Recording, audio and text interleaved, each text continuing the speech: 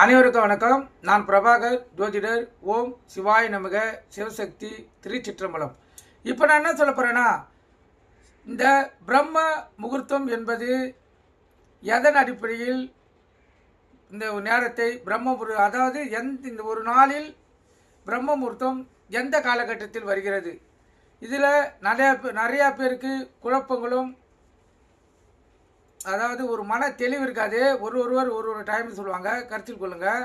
ஆனால் பிரம்ம முகூர்த்தம் என்பது விடியகாலை 4 மணியிலிருந்து 6 மணி மட்டும் பிரம்ம முகூர்த்தம். கருத்தில் கொள்ளுங்கள். அந்த காலகட்டத்தில் காலை கடன்களாக முடித்துவிட்டு உங்களுடைய கோரிக்கைகள் எதுவாக இருந்தாலும் இறைவனிடம் வேண்டக்குள்ள உங்களுக்கு உங்களுடைய கோரிக்கைகள் நிறைவேறக்கூடிய வரங்களை நீங்கள் பெற முடியும். ஏன்னா பிரம்ம முகூர்த்தம் என்பது வரத்தை அருளக்கூடிய முகூர்த்தம். இந்த காலகட்டத்தை பயன்படுத்தி பாருங்கள், உங்களுடைய கோரிக்கைகள் நிறைவேற்றப்படும். நீங்கள் கருத்து கொண்டு பயன்படுங்க. நன்றி, வணக்கம், வாழ்க வளமுடன்.